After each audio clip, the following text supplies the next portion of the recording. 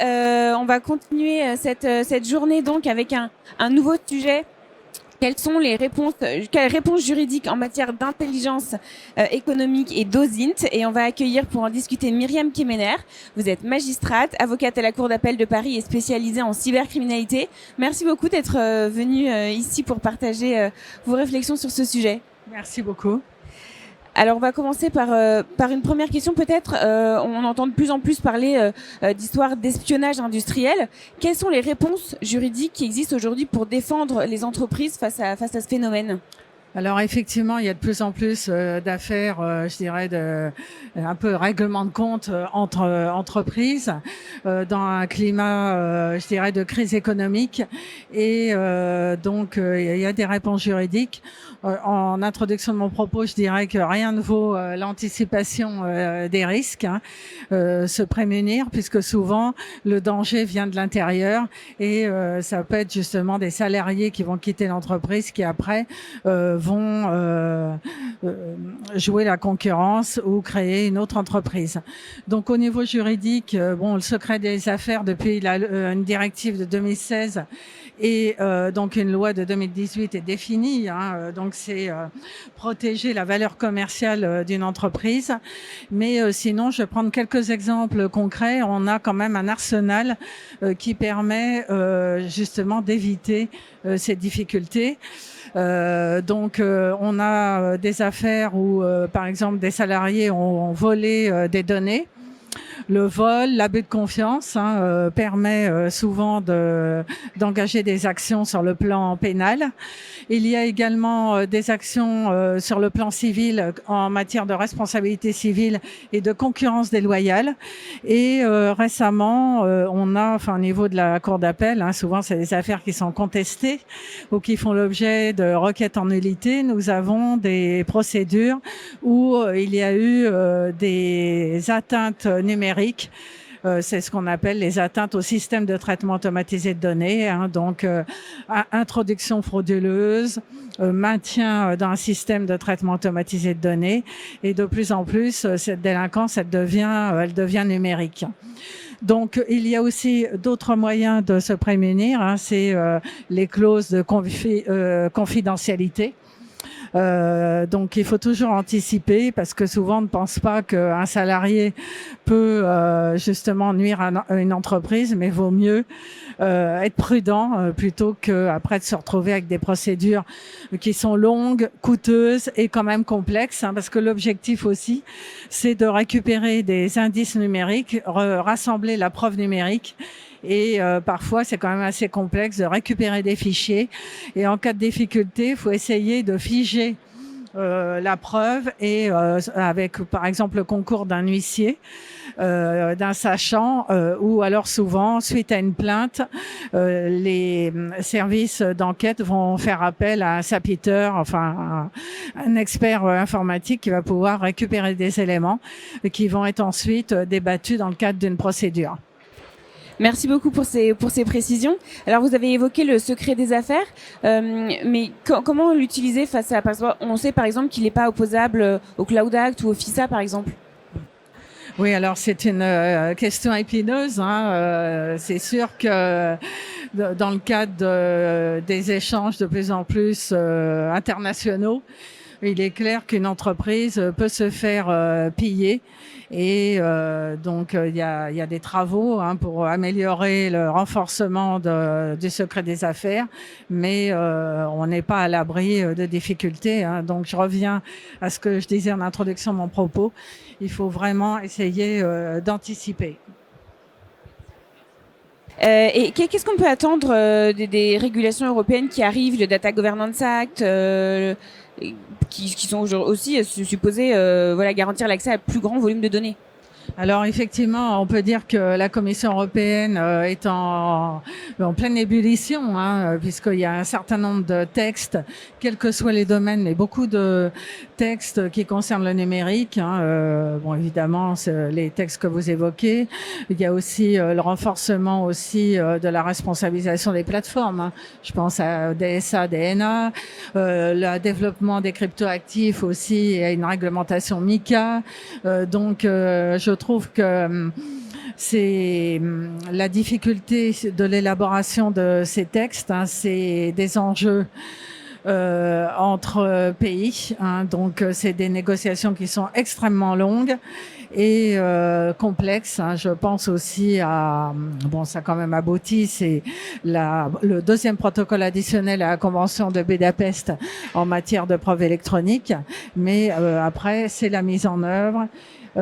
Donc ces textes ou ces projets de texte, ça va dans le bon sens, hein. Le problème, c'est souvent leur application et la mise en œuvre. Bon, vaste chantier alors. Et un autre sujet que je voulais évoquer, c'est celui de l'OSINT. Quelle contribution peut faire l'OSINT à l'intelligence économique ? Alors effectivement, en matière de numérique, on peut dire qu'il y a des phénomènes de mode, hein. On en parle beaucoup, même si notamment en matière, je dirais, stratégique, hein, étatique, la recherche d'indices en source ouverte, ce n'est pas nouveau. C'est largement utilisé par des services, des GSI et autres.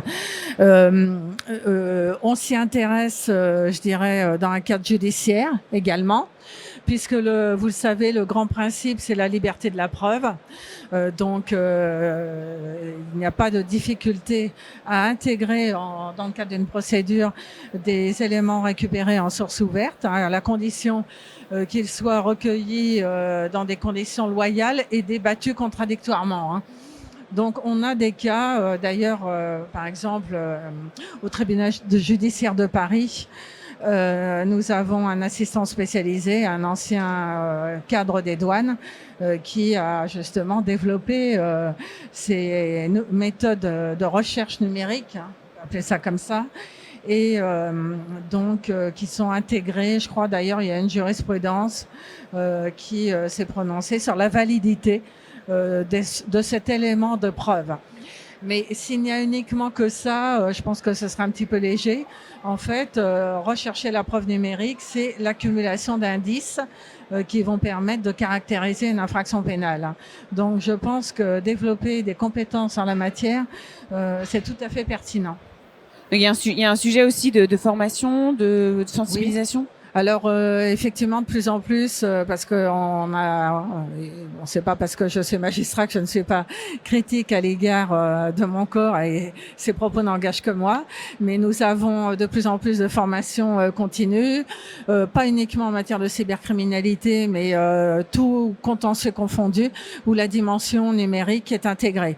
Je pense à la criminalité financière, hein, la criminalité organisée, hein, puisque de plus en plus même des affaires d'envergure à dimension internationale. Je pense à des affaires, je pense notamment à une affaire qui est suivie par le tribunal judiciaire de Lille, qui est restée à Lille, qui est une juridiction, ce qu'on appelle les GIRS, hein, juridiction interrégionale spécialisée. C'est par exemple l'affaire Encrochat.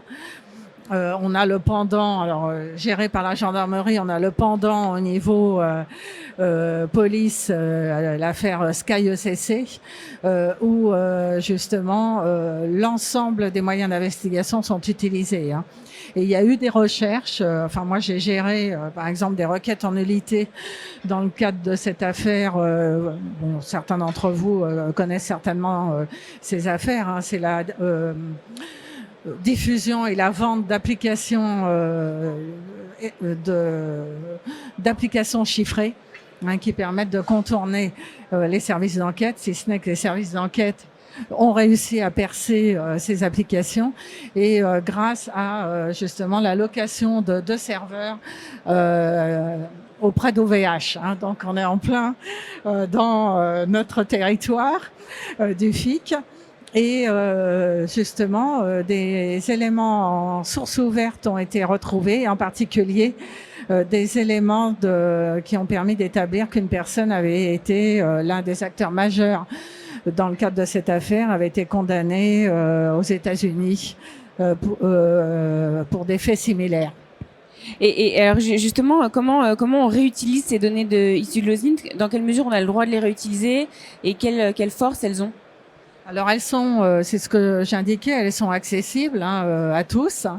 Donc à partir du moment où il n'y a pas eu de stratagème et de manœuvres frauduleuses pour les récupérer, elles sont tout à fait exploitables et complétées par d'autres éléments.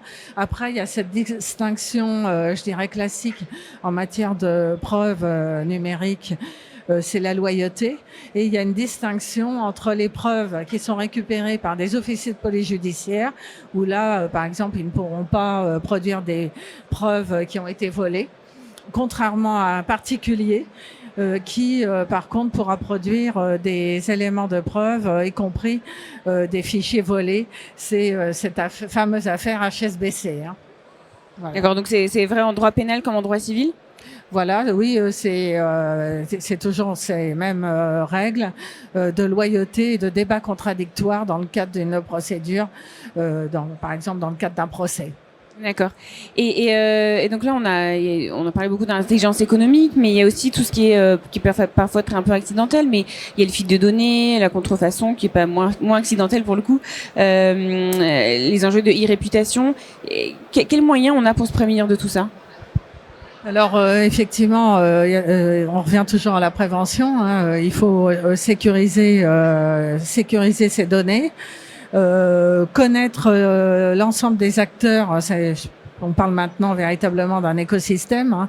C'est vrai qu'avant d'avoir, dans l'hypothèse où les choses tournent mal et qu'il faut déposer plainte, il faut connaître les services. C'est tout à fait essentiel, notamment aussi les correspondants de l'Agence nationale de sécurité des systèmes d'information, puisque souvent, je pense aussi à Lille, où à beaucoup de collectivités territoriales qui ont été victimes de cyberattaques.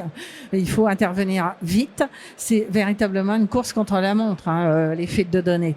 Donc souvent, il y a un décalage entre la découverte justement de cette fuite et donc son déclenchement.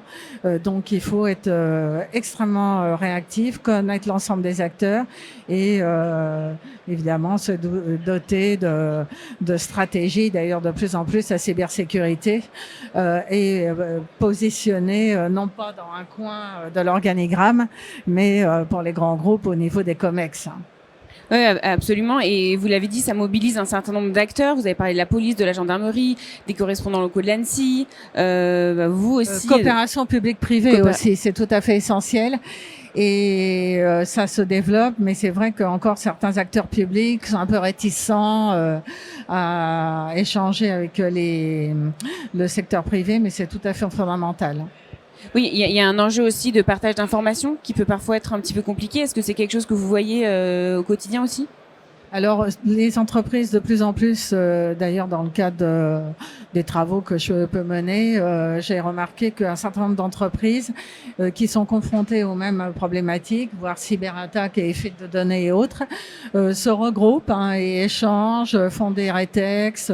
Et je pense que c'est c'est en train de se structurer, même si certains échanges sont encore informels, mais ça se fait de plus en plus et c'est tout à fait intéressant. On constate aussi que les entreprises, pendant longtemps, ne disaient rien, géraient en interne leurs problèmes. Là, maintenant, font des retours d'expérience.